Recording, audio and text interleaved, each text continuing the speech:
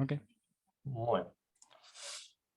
Bueno, muy bien, ya creo que muchos lo conocen, pero Leonardo Coito es egresado de la licenciatura en física en 2015, acá en la UDELAR, y hizo la maestría, culminando en 2018, también en física en la UDELAR, y actualmente está realizando su doctorado en física teórica en la Universidad de Valencia, posiblemente terminando el año que viene, ¿no? Eh, Y puede ser. si tenemos suerte, lo tendremos de vuelta para ese entonces. Y También hoy puede nos va a ser. hablar de materia oscura en el siguiente modelo más simple posible, el escalar complejo. Así que todo tuyo. Muy bien. Bueno, gracias por la oportunidad. Bueno, como decía Gonzalo, les voy a hablar de materia oscura en el siguiente modelo más simple posible, que es el escalar complejo. Así que va a estar, la motivación va a ser bastante en lograr trabajar en un modelo que sea lo más simple posible como para poder sacar conclusiones interesantes. Entonces, la organización de la charla va a ser que primero voy a hacer una introducción a la materia oscura y dentro de la introducción a la materia oscura será primero mencionar cuáles son las evidencias, que estamos hablando de por evidencias en interacción gravitatoria, y luego mencionar las no evidencias de interacciones no gravitatorias. Es decir, todas las mediciones, hablar un poco de todas las mediciones que no son gravitatorias y que, digamos, que excluyen modelos y también caracterizan de cierta forma a lo que sería un candidato a materia oscura. Después pasaría a mencionar, una vez que sabemos, digamos, las propiedades de esta materia oscura, pasaría a mencionar los mecanismos para producirla, y en particular el mecanismo con el que trabajaremos será freeze-up, que es el más estándar. Y luego, como que una vez que tengamos conocimiento en esto, sería como, el punto 3 sería como una aplicación, con el caso más simple posible, que es el escalar real. Y luego, por último, iríamos al siguiente caso más simple, que es cuando el escalar es complejo. Y por las dudas voy a ya mencionar que muchas veces se me va a ir la palabra campos, y cada vez que digo campos, la idea es que simplemente lo tomen como sinónimo de partícula, ni nada más. Este, sí, entonces ahora empezando. Entonces, las evidencias de interacción gravitatoria eh, serían las que muestran que hay un desacuerdo entre lo que sería las observaciones del contenido de materia visible y la relatividad general, que sería la parte teórica, ¿no? Entonces, algunas de las observaciones donde se encuentra discrepancia serían la curva de rotación de galaxias espirales, la temperatura del gas en galaxias elípticas, segundo, y bueno, los mismos que los de arriba, pero al caso de cúmulos de galaxias, weak lensing y filamentos. Y voy a mencionarlos rápidamente estos. Entonces, cuando hablamos de curvas de rotación en galaxias espirales, nos referimos a que la observación en estas galaxias espirales es que la materia o la densidad de materia es básicamente constante en una gran parte para una gran extensión del radio desde el centro de la galaxia. Y entonces, usando simplemente eh, Newton, podemos ver que la velocidad de rotación debería ir de esta forma, es decir, inversamente proporcional a la raíz cuadrada del radio al centro de la galaxia. Y aquí tenemos una gráfica que no es los últimos trabajos, ni mucho menos, sino que sería uno de los primeros trabajos, una de las primeras gráficas que se tienen, donde acá tenemos la velocidad circular y frente a lo que sería el radio en kiloparsecs. Y aquí la observación es, o lo que se ha medido es la curva que no tiene ninguna etiqueta. Entonces, esta sería la observación. Y las curvas con etiqueta, aquí sería esferoide, o que sería el halo, más bien creo en lo que estarían hablando en este paper. Y aquí sería el disco. Y entonces, lo que necesitan para poder reproducir esto es, la observación es estas distribuciones respectivas en la galaxia. Para reproducir entonces las velocidades, digo, que se miden para los cuerpos en muchas galaxias espirales. Esta no me acuerdo en cuál exactamente era. Luego las dimensiones, la temperatura del gas en galaxias elípticas. Las galaxias elípticas son estas que tienen como una forma esférica, que va desde esféricas hasta elípticas, con distintos grados de excentricidad. Y lo interesante es que cuando tú observas cuál es la temperatura del gas que emite rayos X, y por lo tanto de esa manera puedes observar cuál es la temperatura que tiene, y comparas con cuál es la temperatura que tendría o que estaría asociada para esa galaxia a partir de las estrellas que son visibles, ves que no hay una correlación desde el punto de vista de lo que se esperaría teóricamente.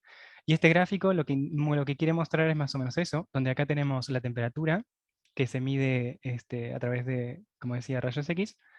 Y aquí sería este sigma. Este sigma es una medida de lo que los astrónomos con la que los astrónomos caracterizan a la temperatura de una galaxia, porque cada punto es una galaxia. Entonces, este sigma es una velocidad de dispersión, digamos, la dispersión de las velocidades de las estrellas visibles en la galaxia. Y a partir de esto hacen como una promediación y obtienen una temperatura para cada galaxia. Y lo que se ve es que, digamos, que el gas en la galaxia tiene una velocidad mucho más rápida o más grande de lo que se esperaría basado en las estrellas visibles que tenemos. ¿Tengo que preocuparme por el VIP o no? ¿Sigo? ¿Alguien Sí, más sí, sí. escucha? ¿Sí? Ok. Bueno, y después lo siguiente es que probablemente todos saben, así que voy a ir rápido, que es el weak lensing, que en este caso digamos, la curvatura debido a la gravedad de los fotones.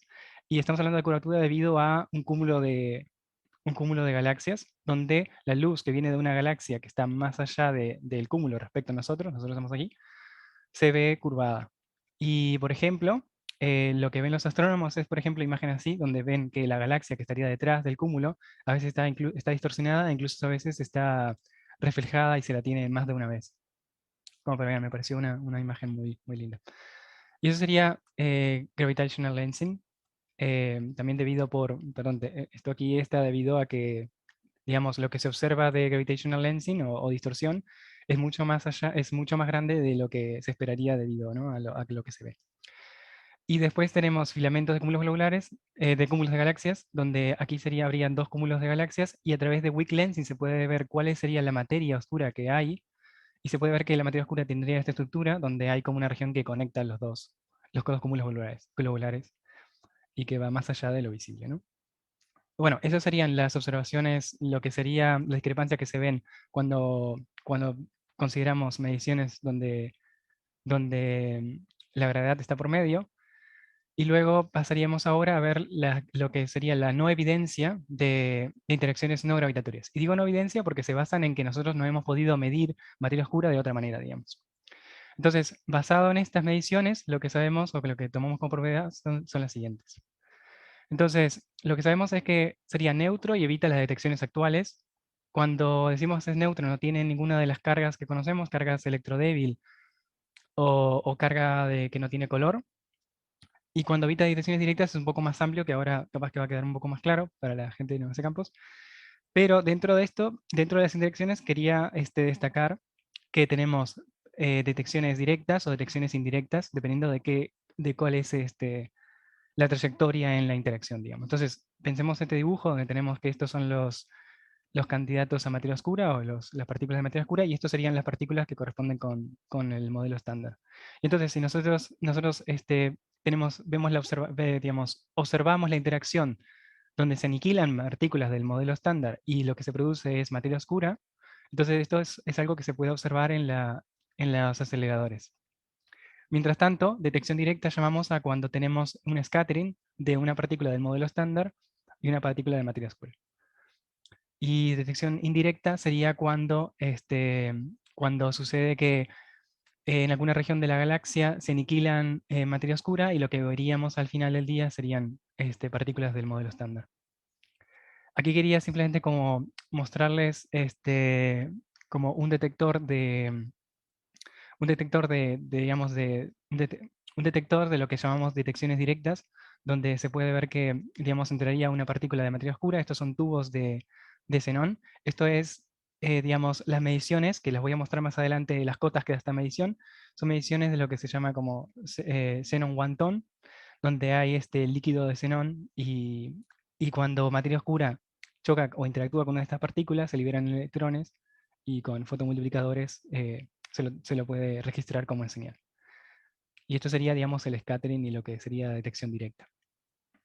Después de esto, tenemos otra propiedad, es la vida media de la partícula de materia oscura, que sabemos a través de, digamos, al menos dos métodos o dos formas, es a través de simulaciones numéricas, donde lo que se desea es conseguir reproducir la estructura a gran escala del universo, como esta región, como esta estructura filamentada que se ve aquí. Entonces, para reproducirla, lo que se hace es se inserta en simulaciones lo que sería el contenido de materia que uno supone, y también considerando una evolución que sería como la evolución del universo estándar, se trata de conseguir la estructura que se observa al día de hoy. Y de ahí se puede establecer cotas. Entonces, por ejemplo, la cota es que la vida media tiene que ser 10 veces, mayor que 10 veces la edad del universo. Es decir, que se piensa que se necesita al menos que la materia oscura sea muy, muy, muy estable. O, digamos, que no decaiga o que la vida media sea muy grande o estable directamente. Y la siguiente forma de poder estimar cotas a la vida media también es a través de detección indirecta. Digamos, se puede pensar en cuánto tarda la materia oscura en decaer o aniquilarse a partículas del modelo estándar. En particular, si decae y no observamos algo, ya podemos establecer cotas, ¿no?, a la vida media. Y después tenemos, después tenemos que se reproduce la abundancia correcta, donde eso se tiene a través de mediciones del fondo cósmico de microondas, que fue medido por COPE, WMAP y por último por Planck. Y usando simulaciones numéricas también como para reproducir este fondo de microondas, se puede destacar que la materia oscura tiene que ser además cold dark matter, que es algo que vamos a mencionar después, pero cold dark matter simplemente significa que la materia oscura tiene que ser fría. Y después diré a qué nos referimos con decir que es fría, es decir, que tiene Z más. Y bueno, y después lo que tenemos es que a través de estas simulaciones podemos inferir cuál es la cantidad de energía o cuál es la proporción de energía en el universo, como aquí está en esta gráfica, donde tenemos que 26,6%, digamos, esto creo que no son los últimos datos, pero digamos que en este orden es el contenido de materia oscura que sabemos que existe. Y la forma de cuantificar esto y el número al que nosotros vamos a buscar como para decir que reproducimos la abundancia correcta que se ve al día de hoy, es a través de este número que sería el cociente entre la densidad de energía de materia oscura dividido la densidad crítica, que es para tener un universo plano. Y este número decimos que se ha medido como como que está en este orden de 0,12. Por último, no voy a mencionar también hay una propiedad que dice que, digamos, la materia oscura o el candidato a materia oscura que tienes que tener un modelo no puede tener conflictos con lo que se llama de Big Bang nucleosíntesis, que sucede del orden del MEV. Entonces, ahí también necesitas como que la materia oscura sea mayor su masa tiene que ser mayor del orden del MEV.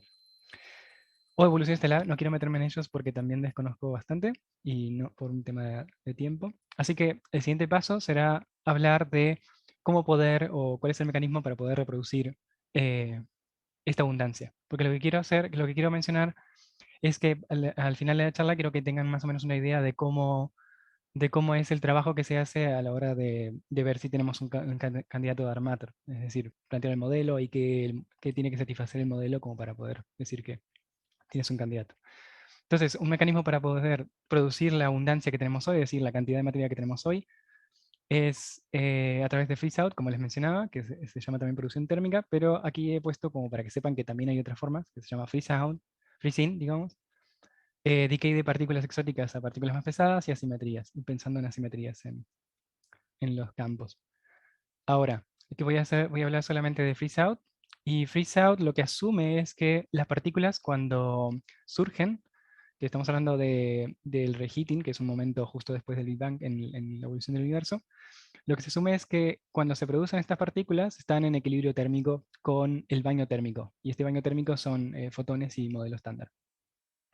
¿Vale? Entonces, este equilibrio térmico que se define como un estado en el cual las interacciones que tiene la materia oscura con el modelo estándar son tan grandes que llegan a tener una temperatura común, o sea, se puede definir una temperatura común para el sistema, y a su vez siguen distribuciones de equilibrio que son las que conocemos. Es decir, que podemos definir y decir que la materia oscura tiene una cierta temperatura y a su vez su distribución en equilibrio es esta, que es la que conocemos muchas veces, bueno, pienso muchos de nosotros, que aquí está para el caso de fermiones y bosones, y esto es la distribución en función del momento. Aquí está energía, aquí está el potencial químico y temperatura. Entonces, ahora voy a mencionarles un poco de cómo cómo es el proceso a la hora de plantearnos la abundancia. Entonces, una vez que decimos, bueno, digamos, la siguiente variable a considerar después de la distribución eh, de- del número de partículas es la densidad, que sería la integral en el momento, ¿vale? Esto será la variable que nosotros vamos a seguir a la hora de observar cómo evoluciona la densidad. Y la variable con la que nosotros vamos a trabajar ahora más adelante, va a quedar un poco más claro todo, pero no será tanto la densidad esta n, sino que vamos a seguir más bien esta otra variable que se llama yield, que es, digamos, una especie de normalización en la evolución del universo, que sabemos que se está expandiendo. Y esta normalización involucra dividir esta densidad por la entropía, ¿vale? Y esto es entropía por unidad de volumen. Aquí está definida, sería la entropía S dividido el volumen. Una cosa que sabemos es que el universo, digamos, tiene que conservar la entropía. Entonces, digamos que esta S grande es algo que tiene que conservarse. Entonces, la definición de la entropía es simplemente, en este caso, cuando estamos hablando de equilibrios, es solamente la densidad de energía más la presión de energía dividido el volumen. Ahora va a empezar a haber un par de ecuaciones, pero pienso que no son muy pesadas, pero solamente como para llegar a una expresión, son un par de expresiones como les mencionaba, para llegar a una expresión que nos va a decir cómo evoluciona esta densidad de partículas en función de la interacción que tiene la materia oscura con el modelo estándar. Y aquí está la expresión para la entropía, ¿vale? Que tomando esto y tomando qué sería la densidad y la presión de partículas que son relativistas, que son las que más contribuyen aquí. Entonces, la expresión para la entropía es esta, donde se puede ver que va con la temperatura al cubo, y esta G es el número de grados de libertad de las partículas relativistas. Esto es un poco importante porque, digamos que al ya poner esta expresión, estoy pensando que estamos en un momento del universo particular, y no tan particular, digo, es un extenso momento del universo que es donde la radiación está dominando. Entonces, esta variable es bastante importante y nos dice un poco la historia térmica del universo hasta cierto momento, donde aquí tenemos, por ejemplo, cuál es su valor en función de la temperatura, es como para que tengan un poquito de ideas de cuáles son las partículas cuando hablamos del modelo estándar que estamos considerando y que involucran y que influyen en la evolución del universo y en la entropía.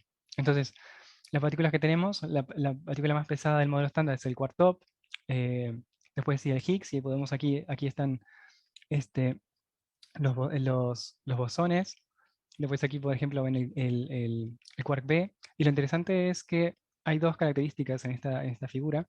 Una es que a medida que la temperatura cae por debajo de las masas de la partícula deja de contribuir aquí porque deja de ser relativista. Entonces, digamos que su contribución es negligible comparado con las otras.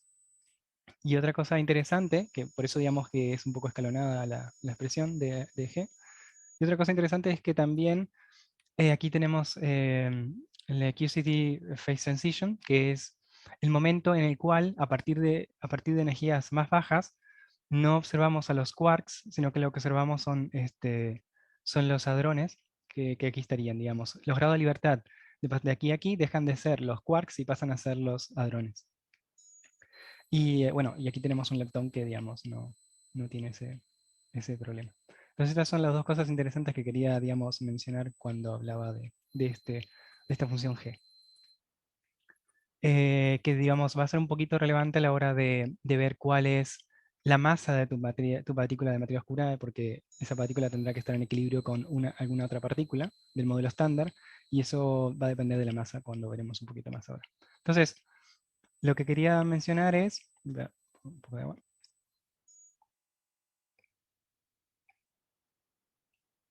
Entonces, lo que quería mencionar es que si la partícula, ¿vale? Estamos la partícula se ha iniciado, y si la partícula se ha iniciado en equilibrio, y estamos hablando de que estamos a temperaturas muy altas porque estamos cerca del origen del universo, entonces la partícula va a ser relativista.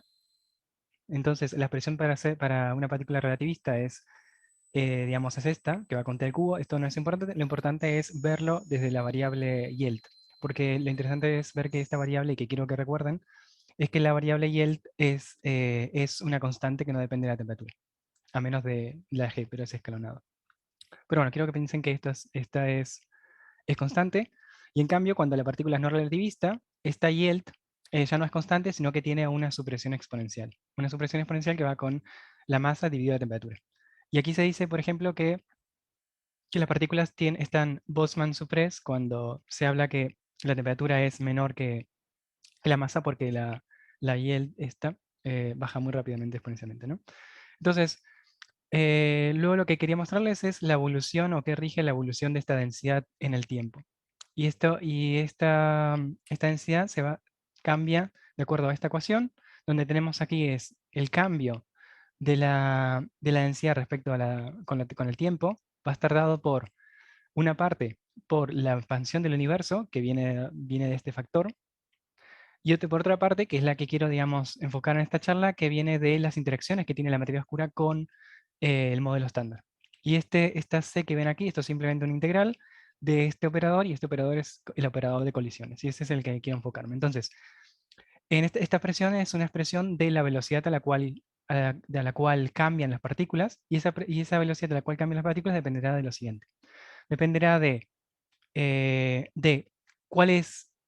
cuán grande es la interacción entre 1, 2, que serían partículas de materia oscura, con la partícula del modelo estándar. Entonces aquí aparecería la amplitud al cuadrado. Y esto también va multiplicado por cuántas partículas de materia oscura hay, porque estamos pensando que esta presión es en la velocidad a la que la materia oscura cambia. Entonces, esa velocidad dependerá de, bueno, cuánto grande es la interacción, pero a su vez de cuántas partículas hay como para que se colisionen, por ejemplo, 1 y 2 colisionen y vayan a modelo estándar. Entonces aquí vemos que está multiplicado por las funciones de distribución, 1 y 2, y también es, digamos, inverso, lo mismo ocurre, pero inversamente con las distribuciones que hay de las otras partículas. Entonces aquí esto sería proporcional entonces a 1 sobre la distribución que hay de partículas del modelo estándar, digamos.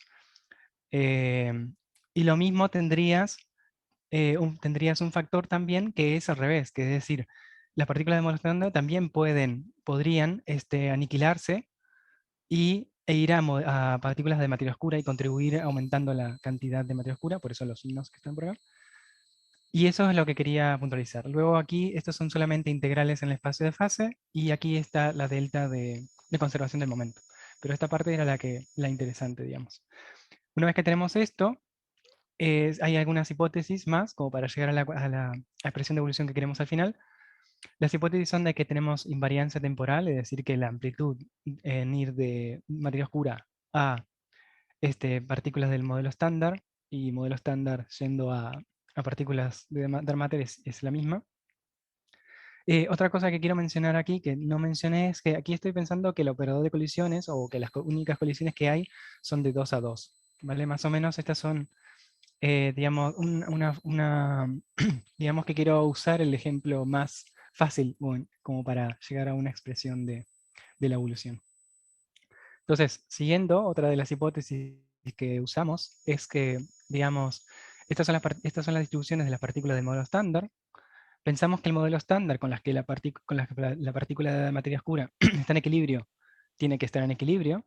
Entonces, eh, entonces decimos que las distribuciones son las de equilibrio, que sería esto, y luego decimos que la expresión, digamos, en función de la energía va a ser esta, es decir, que estamos pensando que tiene como una exponencial como la función de Boltzmann que veíamos, y digamos que por conservación de energía podrías decir que esto es igual a esto, proporcional, y luego te queda una proporcionalidad de que, digamos, esto, y esto es ni más ni menos que, digamos, con el mismo razonamiento, serían las distribuciones de la materia oscura en equilibrio. Entonces tendrías una proporcionalidad, que aquí está como igualdad, pero es un poquito, no es tan igualdad, pero tendrías una proporcionalidad entre lo que serían las funciones de distribución en no equilibrio, bueno, en equilibrio, perdón.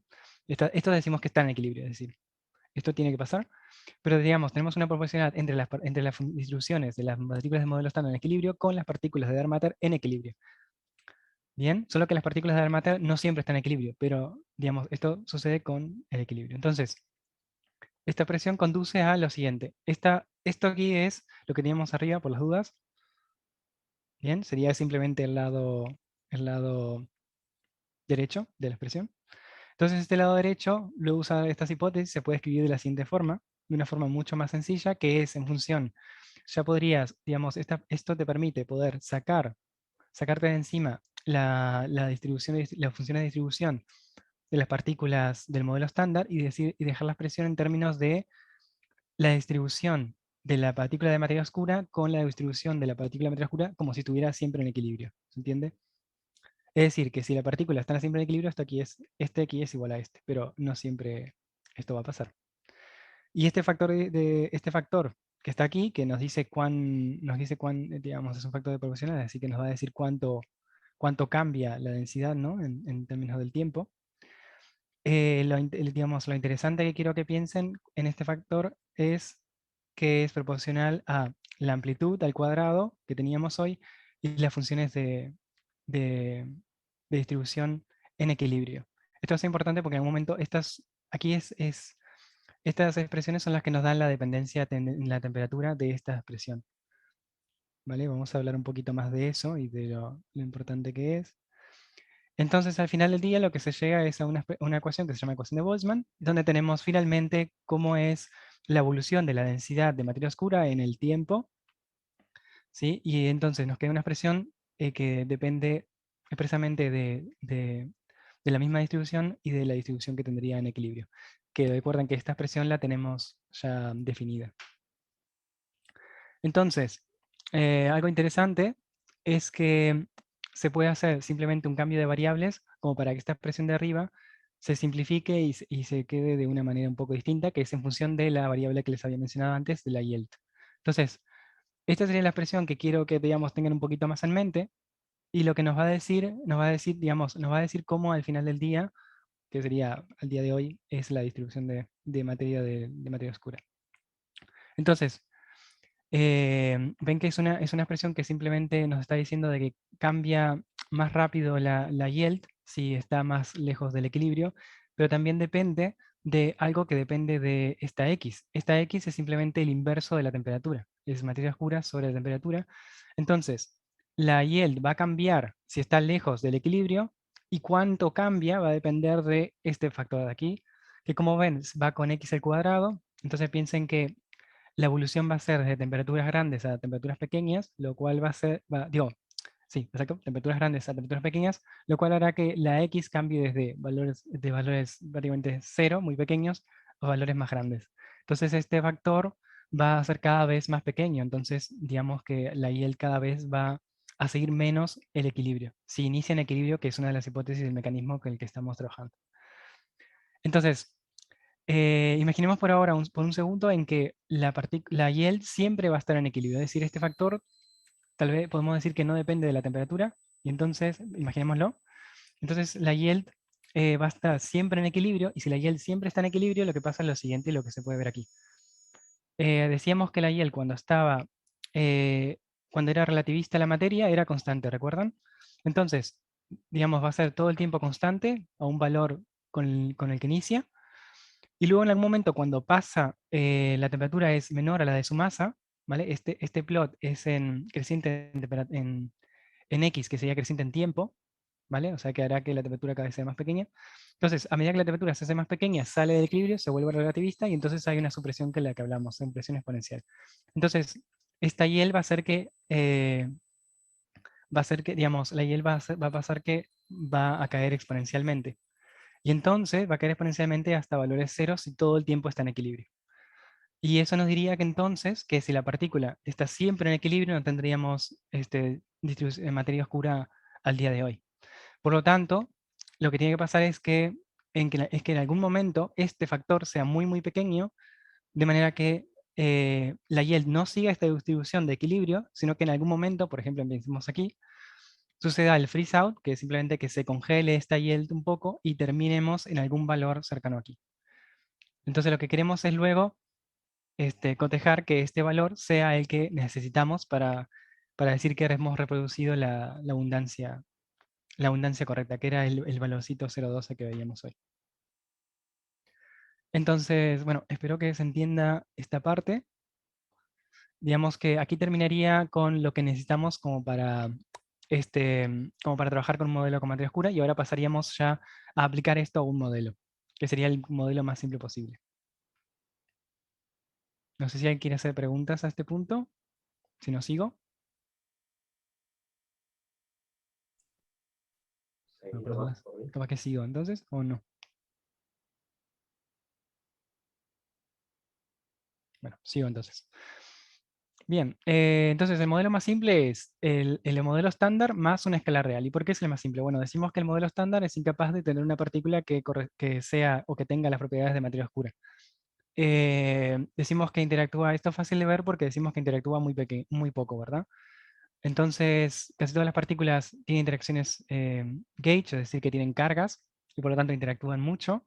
Así que sabemos que prácticamente que ninguna es posible como candidato a materia oscura, excepto lo que podrías preguntarte es qué pasa con con el neutrino. El neutrino interactúa muy poco, lo sabemos, porque se atraviesa prácticamente casi todo el tiempo y sin interactuar. El problema con el neutrino como candidato a dark matter es que el neutrino sería relativista al momento en que se forman estructuras en el universo, y como sabemos que esas estructuras están, de acuerdo a las simulaciones numéricas que se hacen, sabemos que entonces el neutrino no puede ser porque de otro modo las estructuras estas habrían desaparecido. Estamos hablando de que el neutrino tiene una masa de menor al electronvoltio y estas estructuras se generan a una temperatura del electronvoltio. Entonces el neutrino sería relativista en este momento. Bien, entonces, una vez que sabemos que el modelo estándar no tiene candidatos a materia oscura, entonces agregamos alguna otra partícula. ¿Y cuál es la partícula más fácil? Es lo que consideramos un singlete escalar real. La palabra aquí singlete significa que no tiene cargas. De esa manera excluimos muchas de las interacciones posibles que tendría.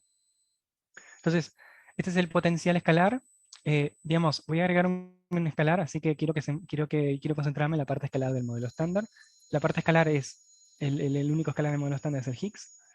Este sería el potencial del Higgs. Digamos, no es tan importante, digamos, ahora, pero el Higgs, digamos, va a tener una rotura espontánea, lo sabemos, así que esto nos va a dar algo interesante un poquito al final, pero no tienen que movilizarse en ninguna de las expresiones. Y ahora viene el potencial que debemos agregar al modelo estándar como para agregar esta partícula. Entonces, el potencial sería, tiene tres grados de libertad, ¿vale? Que están en negro, que sería un término de masa, algo, digamos, tenés que darle masa a la partícula, y después un término posible es de interacción con el Higgs, de esta manera, y otro término posible son autointeracciones. Después, este término que se ve en celeste, lo queremos excluir diciendo que tenemos una simetría, es decir, que agregamos a la escala real, pero además decimos, también hay una simetría para esta escala real, que es que S pueda ir a menos S. Entonces, este término está prohibido debido a esta simetría, y queremos prohibirlo porque si este término está, esta partícula S podría desintegrarse a dos partículas, a dos Higgs. Y no queremos que se desintegre porque sabemos que una de las propiedades de materia oscura es que sea estable. Entonces, una forma fácil de que sea, digamos, estable o que tenga una vida muy grande es a través de una simetría y prohibiendo decaimientos. Viene a decir, si tú agregas este término, tienes que asegurarte de que su vida media sea muy grande y eso es muy difícil. Entonces, vamos por lo fácil y es agregar una simetría. Entonces, el acoplamiento interesante va a ser, y que se llama Higgs Portal, y que va a ser el interesante ahora en lo siguiente, va a ser que es el que hace que esta partícula de materia oscura pueda hablar con el modelo estándar. Y así podamos observar cosas. Entonces, como les mencioné, ese término lo que va a generar son las siguientes interacciones. Esto va a generar que dos partículas de materia oscura puedan aniquilarse a dos partículas del modelo estándar, porque esto generaría dos Higgses que luego los Higgses pueden interactuar o dar o producir otras partículas que luego son observadas en los detectores. Y luego la otra interacción que podemos tener es que luego que hay una ruptura espontánea, que no quiero meterme mucho en lo que sería la ruptura espontánea, pero básicamente lo que hace es permitir tener una interacción que es de este tipo, que es dos partículas de materia oscura van a uno solo de estos, y luego esa partícula decae a otras partículas de modelo estándar. Esta interacción es un poco importante porque te permite lograr una sección eficaz muy grande cuando consigues cuando consigues estar en la resonancia. ¿Qué significa la resonancia? Simplemente es una relación particular de masas entre la materia oscura y la partícula del Higgs. Entonces, cuando logras una relación de masas eh, particular, que creo que voy a mencionarlo un poquito más adelante de nuevo, pero bueno, cuando logras una relación particular entre la materia oscura y el Higgs, haces que esta interacción se maximice y sea muy grande. Y esto a expensas, bueno, sin expensas, o sea, sin tener que hacer que la interacción, digamos, sin tener que hacer que este lambda HS sea muy grande, que lo cual es algo bueno. ¿Por qué es algo bueno? Porque como ven aquí, lo que quiero mostrarles aquí es este plot, que lo que nos está mostrando es la cross-section, la sección eficaz de la interacción directa entre materia oscura y modelo estándar contra la masa de la partícula del modelo estándar. Entonces, aquí estas zonas son las regiones excluidas de materia oscura que vienen del experimento que les mencionaba, que es de Xenon-Wanton. Aquí está, Xenon-Wanton. Entonces, todas estas regiones que están sombreadas están excluidas porque si no habríamos medido algo y no se ha medido nada. Entonces, estas regiones básicamente lo que están haciendo es excluyendo en regiones donde este lambda HS es muy grande. Entonces, lo único que nos está diciendo, bueno, lo que nos está diciendo es que la única región permitida es cuando este lambda S no es tan grande, pero que cuando tienes una cierta relación de masas, se incrementa sin tener que ir por ese lado, digamos. Y aquí está. La masa del modelo del Higgs es de 123, entonces estamos hablando de que esta región, alrededor de 60, es donde tenemos esto que llamo resonancia, que es justamente que la materia oscura tenga una masa que es justamente la mitad. Bien, espero que se entienda un poco este gráfico. Y aquí está el mismo gráfico, simplemente, pero simplemente que estamos observando masas más grandes. Entonces, de aquí sacamos como conclusión que de tener solamente este modelo, solamente puedes tener materia oscura en la resonancia con Higgs, que sería esta parte, o cuando la partícula es muy, muy masiva. Algo que me faltó decir es que esta línea, algo importante, me faltó decir que esta línea es la línea que reproduce la abundancia correcta. Es decir, que para cada masa hay un valor de lambda HS en esta curva que te reproduce la abundancia correcta. Entonces ven que la única región, la única parte no sombreada es esta. Entonces la única parte no excluida es esta en la resonancia. Luego quería mencionar algo importante de este mismo modelo antes de pasar al otro, es que em, lo que les mencionaba hoy es algo que relacionado con lo que mencionaba hoy un poquito más atrás, que es con qué partículas estás en equilibrio del modelo estándar. Entonces lo que sucede está en que si la partícula tiene una cierta masa, aquí está la masa de la partícula de materia oscura, respecto a lo que sería la fracción que te genera la abundancia correcta, la fracción de interacción que te genera la abundancia correcta dentro de las partículas del modelo estándar. ¿Qué significa esto? A ver, sería que, por ejemplo, si nos paramos en una masa de 10 a la 3, nos está diciendo que de tener la abundancia correcta, un poquito vendría de la interacción con el quark top en este momento, digo, para esta masa, y después más vendría de interactuar con estos bosones, y finalmente el máximo sería de interactuar con las partículas W. Y esto todo debido a su masa. Entonces, a medida que te vas moviendo en la masa de la partícula de la matter, esto te va mostrando que la partícula va cambiando de estar en equilibrio con, por ejemplo, el top o los bosones, a ir a estar en equilibrio con otros quarks, como por ejemplo con el quark bottom, por aquí, que es muy importante en cierto punto, ¿ven? Que se genera casi todo. Y luego para partículas, para masas más bajas, es un poco más complicado, que voy a mencionarlo para el siguiente modelo, que es algo de lo que estuvimos haciendo en la última publicación.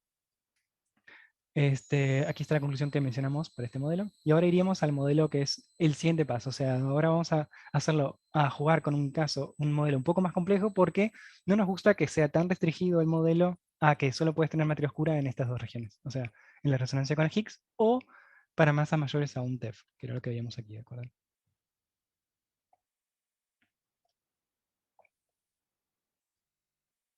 Esto creo que voy a saltármelo por un tema de tiempo. Bueno, y ahora vamos al caso con un escalar complejo. Un escalar complejo básicamente es como agregar, habíamos agregado una partícula real, ahora agregamos otra partícula real. y la parametrizamos de modo como que si fuera una sola partícula, pero compleja, un campo complejo, nada más. Entonces, cuando tenemos dos partículas, recuerden que necesitamos hacer que la partícula de materia oscura, una va a ser una materia oscura y la otra no. Em, entonces, em, y esto sucede porque, digamos que si tenemos dos partículas de materia oscura, al final del día la partícula más masiva va a terminar decayendo o aniquilándose para ir a la más ligera. Eso es lo que pasa, digamos, en la evolución. Entonces, una sola de ellas va a ser la partícula de materia oscura. Y lo que queremos es encontrar una simetría, como en el caso más sencillo, que nos permita tener una partícula de materia oscura estable. Entonces, ¿cuáles son las simetrías posibles? Las simetrías posibles son las simetrías que están las simetrías que satisfacen los términos cinéticos. Tenemos una forma de empezar. Y las simetrías que satisfacen los términos cinéticos son rotaciones en el espacio complejo, que sería esta U1 que tenéis aquí, o reflexión, que le llamo a hacer, digamos, complejo el campo. Este, entonces, lo que vamos a tomar es que vamos a pedir que digamos, después de agregar estas dos partículas reales o una sola partícula compleja, digamos, vamos a pedir que además satisfaga esta simetría que es S yendo a S conjugado. Y esta simetría es bastante importante. Esto es un poquito técnico, pero tengo que mencionarlo. Em, pero, digamos, elegimos esta simetría dentro de todas las posibles simetrías discretas que podríamos elegir, que serían estas, es decir, hay otras simetrías posibles, que son subconjuntos de estas, que sería que S pueda ir a menos S, o que haya una rotación de 2pi sobre 3, o multiplicar por una i, que sería eso es otra rotación. Entonces hemos elegido esta porque todas estas se rompen cuando pedimos que haya una ruptura espontánea del campo, de este campo S. Y pedimos que haya una ruptura espontánea del campo S, que básicamente lo que quiero que piensen es que este Φ1 lo puedo escribir como una parte real más la partícula, digamos, real va a ser ahora el ρ en lugar del Φ1, es decir, el Φ1 lo escribo así, distinto de 0. Y cuando hago esto, lo que pasa es que estas tres se me rompen y solo me queda esta. Entonces, para tener algo interesante, lo único que puedo pedir es esta simetría como para que me permita que tener un candidato a materia oscura estable. Aquí este sería el potencial más general posible cuando tengo ahora dos campos escalares. Lo único que quiero que vean aquí es la siguiente parte, que sería esta parte iluminada. Lo que quiero hacer es, puedo agregar demasiados términos posibles al potencial, pero entonces lo que quiero hacer es, para poder estudiar mejor, es empezar por un término a la vez. Entonces lo que hago es, voy a empezar por estos términos que están en color, porque tienen una motivación particular, que es la motivación de satisfacer una de las simetrías que tenemos aquí. Es decir, voy a empezar por un potencial que tiene una de estas simetrías, ¿vale? Por un tema porque es interesante de que haya una simetría por detrás para explicar cosas, porque eso nos gusta a los físicos, pero otro tema también por sencillez y porque también esta sencillez nos permite tener una predictibilidad mayor a la hora de encontrar materia oscura. Entonces, quiero que piensen que voy a plantear modelos, que son 4 modelos, uno va a tener este término, otro va a tener este término y otro estos dos, separadamente. Y sin entrar en detalles, necesito estos términos, no puedo poner todos estos a cero, y quedarme solo con estos, ¿vale? Aquí quedarme solo con estos es quedarme con 3 términos, así como algo muy similar a lo que teníamos en el caso real. Pero necesito estos como para poder darle masa a la partícula de materia oscura, que sabemos que tiene masa. Esto es un poco de teoría de campos, que es un poquito complejo. Entonces luego, si quieren, me preguntan al final, pero no quería como introducirlo en la charla, que fuera parte de la charla. Entonces, aquí para pedir que exista esta simetría que les mencioné y que tuviéramos dar matter estable, la simetría, tengo que pedir que todos los acoplamientos sean reales. Es un detalle técnico. Entonces, digamos que con estas simplificaciones voy a pensar en mis nuevos modelos con estas simplificaciones, ¿vale? Que serán, les llamaré lineal, cuadrático, cúbico y cuártico. Esto aquí no es tan importante para nosotros en este momento. Lo interesante es esto, que es que hay una mezcla entre los dos escalares. Entonces ahora piensen que un escalar sería este de aquí. O sea, aquí hemos agregado dos escalares, ¿verdad? Bueno, lo que quiero decir es que al tener esta simetría, directamente este va a ser mi candidato de materia oscura y este va a ser el otro escalar. Y aquí lo que digo es que es interesante el otro escalar porque ese otro escalar se mezcla con el Higgs, que es el que se va a comunicar a las otras partículas del modelo estándar para nosotros. Entonces, el hecho de que se mezcle hace que, digamos, tengamos algo mucho más interesante para jugar que solo el modelo que teníamos antes. Entonces, los parámetros físicos ahora serán la masa de la partícula de materia oscura, que es esta m teta, el mixing, el ángulo de mezcla, o sea, cuánto se mezcla el modelo estándar con la parte del sector oscuro. El sector oscuro serían las dos partículas, el Rho y la partícula de materia oscura. Entonces, este ángulo de mezcla nos va a decir cuánto interactúa estas nuevas partículas con el modelo estándar, que es lo que medimos. Entonces, y otro grado de libertad va a ser la masa de este nuevo amigo, de este extra amigo, y este BS, que es la escala de la rotura espontánea. Las interacciones, creo que voy a pasar un poco rápido a esto, pero digamos, de nuevo un poco de lo mismo. ¿Cuáles son las interacciones que tenemos en este modelo como para poder generar la abundancia que queremos al final? Bueno, aquí tenemos lo que teníamos, un poco de lo que teníamos antes, pero digamos solamente multiplicado por el hecho de tener por 2, porque tenemos ahora otro campo escalar. O sea, tenemos la materia oscura que se puede aniquilar, que se puede, digamos, aniquilar y producir un Higgs, pero ahora recuerden que como hay mezcla, también puede irse a una partícula Rho, y estos dos luego se pueden ir al modelo estándar. Y así podemos medir algo, digamos. Y, digamos, tener equilibrio y jugar. Pero también, por otro lado, también tenemos estas posibilidades que son de materia oscura aniquilándose y yendo directamente a estos escalares, ¿vale? Todas estas interacciones son así. Hay detalles entre ellas, pero no quiero meterme demasiado. ¿Por qué estas interacciones son interesantes? Bueno, lo que pasa está en que con estas interacciones lo que puedes hacer es que el ángulo de mezcla sea pequeñito. De este modo puedes evitar las detecciones directas que tenemos que evitar porque si no, no tendríamos materia oscura. Y la forma de poder obtener la abundancia correcta, haciendo que, digamos, piensen, hay dos cosas aquí a pensar. Una es que quieres hacer que la, la amplitud de la interacción sea grande. Entonces, puedes hacerlo con haciendo un mixing grande, ¿vale? Solo que esto puede hacer que también tengas interacciones grandes de scattering con partículas del modelo estándar y eso puede hacer que nos excluya el modelo. Pero digamos que en cierta región de parámetros esto no va a suceder, porque lo que haces es hacer que, creo que es bueno ir a aquí, una de las imágenes del inicio. Recuerden que la forma de hacer que tengamos la abundancia correcta, que seríamos llegar a un punto de estos, es que en algún momento nos salgamos del equilibrio y en el momento adecuado. Bueno, la idea es que puedas hacer que la interacción sea más grande, eso indica, interacción más grande significa que saldría antes, pero luego también puedes jugar con la masa de la partícula, entonces digamos que esos dos factores, es decir, hacer grande la interacción y jugar con la masa, te permite ajustar exactamente dónde quieres que termine o se congele la yield y de ahí tener la abundancia correcta. Espero no haber dicho demasiado rápido esa parte. Pero bueno, básicamente tenemos estas interacciones, no quiero meterme demasiado, y son las que vamos a mirar después como para poder generar la abundancia. Y entonces, aquí tenemos el caso en que estamos en resonancia, algo similar a lo que hacíamos antes con el modelo con una escala real, y ahora sí decimos, teníamos la resonancia con el bosón de Higgs. ¿Qué pasa si ahora también podemos tener resonancia con el otro campo, el otro bosón, que sería el Rho? Si hacemos eso, podemos jugar también con la masa del Rho, porque son parámetros libres, y hacer un gráfico como este de aquí. Es decir, aquí tenemos el candidato a materia oscura, la masa que puede tener, y aquí tenemos el ángulo de mezcla.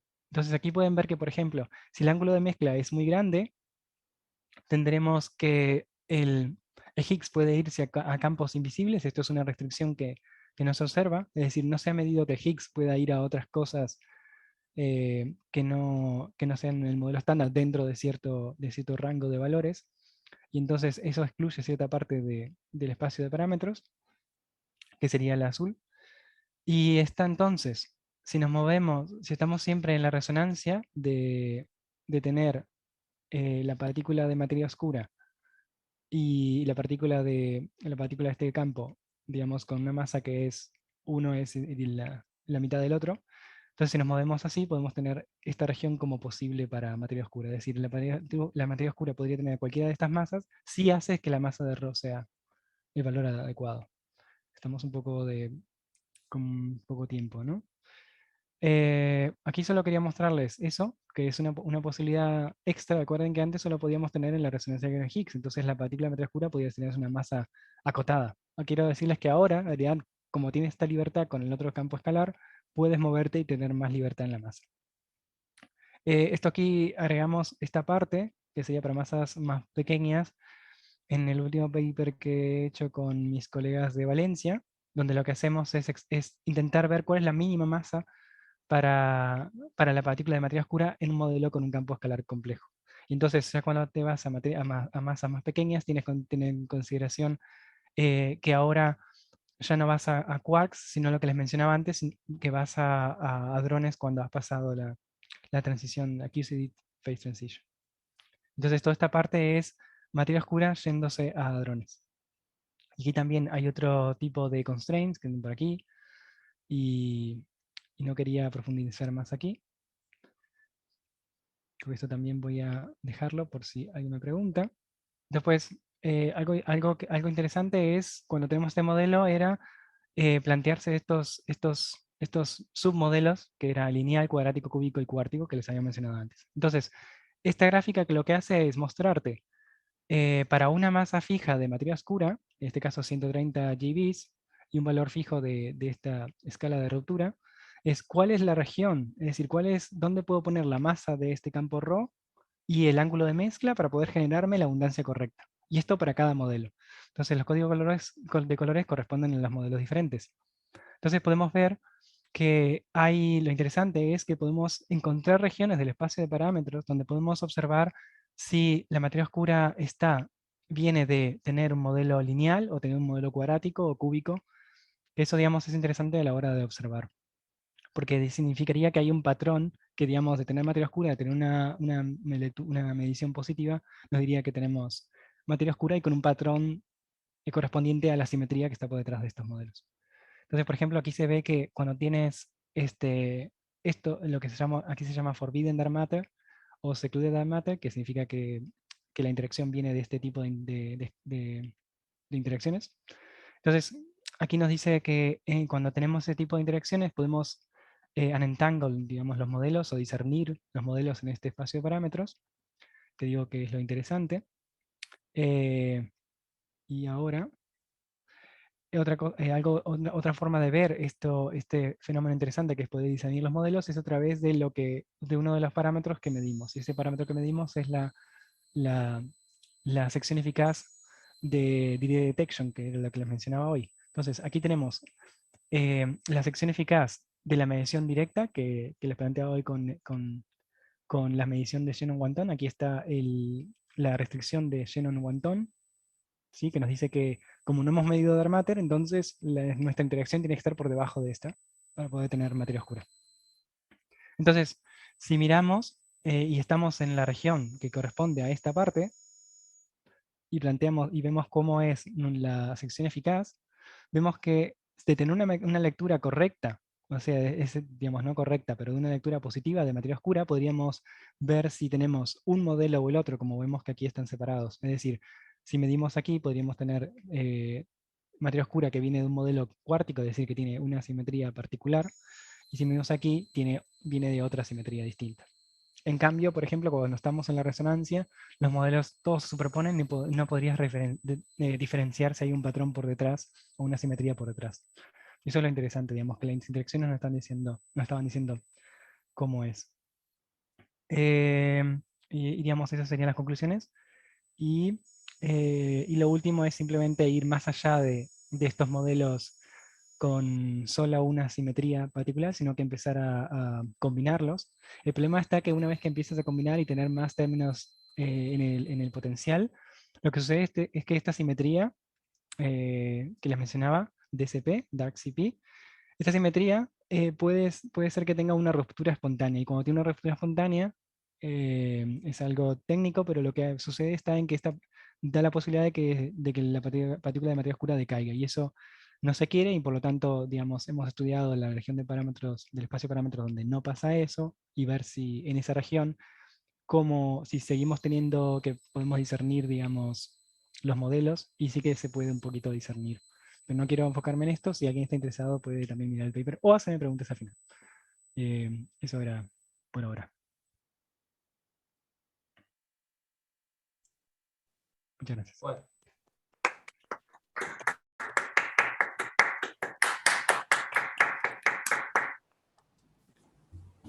muchas gracias, Leo. No, este ustedes. Bueno, ¿preguntas? ¿Tengan? Yo tengo una pregunta de inocente, alguien alejado del tema. Hola, Nico. ¿Sabes qué? ¿Te acuerdas la otra pregunta que nos habías hecho la vez pasada? No, no me acuerdo. A ver, ¿cuál era? Ah, era sobre, a ver, déjame ver si puedo ir a la diapositiva. Bueno, en realidad tenía una duda de interpretación sobre tu pregunta y sobre cuál era, digamos, lo preocupante. Aquí. Me habías hecho la pregunta sobre, Ah, ¿por bueno, qué no tomar? Claro. ¿por qué no tomar? Exacto, ¿por qué no? Estoy buscando dónde tengo la expresión de potencial completo. Acá. ¿Por qué no tomar otros términos que sean no renormalizables? Sí. ¿No? Algo así. Porque aquí he considerado un potencial con términos solo renormalizables. Sí, Bueno, esta pregunta también creo que era esa la pregunta, ¿verdad? Y el sí, problema sí. estaba, la preocupación estaba en que estos te podían dar correcciones a la masa, ¿no? Ujú, Cosas así, ¿verdad? A la masa de la materia oscura, ¿no? Algo así. sí. Claro, y bueno, surgió que le mencioné esto a mi tutor y empezamos a hablarlo y, y teníamos como una especie de respuesta que viene, creo, desde varias direcciones. Una, por ejemplo, es que si, por ejemplo, creo que el siguiente término que sería con el siguiente término de ruptura no normalizable, que tendría, digamos, solo una dimensión de más abajo, o sea, como un S a las 5, ese Sí. término era un poco aburrido y como que había algo que hacía que no cambiara nada. Ahora no me acuerdo exactamente qué era. Pero el siguiente término sí que te podría dar cosas interesantes porque podría darte no solamente correcciones a la masa, sino te podría dar interacciones un poco extra porque te permite tener algo con el Higgs, además. Pero el tema está en que correcciones a la masa eran pocas, porque una vez la siguiente escala era la escala de Planck, y entonces como nosotros estamos jugando con materia oscura, que está en la escala del eV, entonces tendrías algo así como que el término de rotura sería eV al cuadrado, ¿no? Dividido, eV no, perdón, electroweak estamos hablando, ¿no? Escala electroweak. Escala electroweak al cuadrado dividido la escala de Planck al cuadrado, entonces sería un número muy pequeñito. Entonces, digamos, agregar términos igual iban a estar opacados porque nosotros estamos considerando términos de ruptura muy grandes. Digamos, por ejemplo, para tener masas del EV, del GeV, ya consideramos que hay términos de ruptura que son muy grandes y entonces como que haciendo el cálculo veía que esos términos extra eran muy Influyen poco. pequeñitos, influían un poco. Lo que sí está por verse era que dijimos, mira, estaría bueno ver, es qué pasa con cuánto te modifica. Igual pensamos que sería poco por esto, pero cuánto te modifica la interacción con el modelo estándar, porque podría tener algo con el, ¿no? el campo de las 6, pero que involucra el Higgs. Alguna otra cosita, pero el problema es ese, que están todos supres. Bien. Algo así era. Creo que había otra dimensión de respuesta también, pero no me acuerdo exactamente ahora. Bueno, otra vez podemos discutir eso, pero yo tengo una pregunta mucho más básica Ah, e inocente. Es, ok. ¿qué perspectivas hay? A ver, la gente que está en el tema, ¿hay perspectivas reales de detectar alguna de estas cosas en un futuro? eh, En un futuro cercano, digamos, ¿no? sí, Porque sí, nosotros intentamos tener materia oscura a la escala de, porque por ejemplo, no queríamos tener, por ejemplo, ahí en el modelo con un caso real, ¿no? Un campo a escala real. tenés posibilidades para materia oscura que es más allá del TEF. Pero eso, digamos, es más muy interesante porque lo medirías cuando. Entonces, la idea era como eso, buscar la región de mínima masa posible para para materia oscura dentro del modelo. Y por eso que estuviera del orden del GB. Ujú. No sé si Sí, sigo sí, con la pero, respuesta o si hay alguien más que quiere pero- aportar algo. no, pero la pregunta es, ¿piensan que efectivamente... Bueno, efectivamente, hay mejoras, por ejemplo, a ver, me pasé, un segundo. A ver, lo que te puedo decir, capaz que alguien más también puede tener una mejor explicación, no sé si Gabriel, Lucía o alguien que tenga conocimiento en materia oscura, pero lo que te puedo decir es, por ejemplo, están estos de Xenon Eton, que lo que quieren hacer, esta es la predicción. O sea, esto, digamos, no se lo tiene todavía, es la predicción. Y lo que se hace es ir mejorando las cotas, ¿no? Entonces, esto nos diría si se puede observar detección directa con un poquito más de precisión. Ujú. Pero cuánto se espera es una pregunta un poco que no sé exactamente, es un poco... Otra cosa también es que hay muchos constraints de detección indirecta, que es que se mide el flujo de fotones que vienen digamos, de galaxias lejanas, y dado ese flujo, o de incluso nuestra galaxia, y dado del halo también, de la parte del halo, y dado ese flujo se puede obtener constraints que son bastante más fuertes de lo que uno pensaría, constraints sobre cómo es la interacción de la materia oscura con el modelo estándar. Son constraints que son del orden de los que podemos medir como detección directa acá en la Tierra. Sí, era muy interesante. Digamos que materia oscura en el halo se puede aniquilar, ir a algo del modelo estándar que luego se va a fotones, y eso hay detectores para medirlo. Mm. Muy bien. Sí. ¿Alguna otra pregunta? ¿Tengan? Bueno, Ítalo se fue y te desea suerte en tu defensa. Muchas gracias. Y bueno, todos acá te deseamos suerte en tu defensa. Muchas gracias, muchas gracias. Bueno, si no hay más preguntas, cortamos por acá. Ok. Agradecemos de nuevo.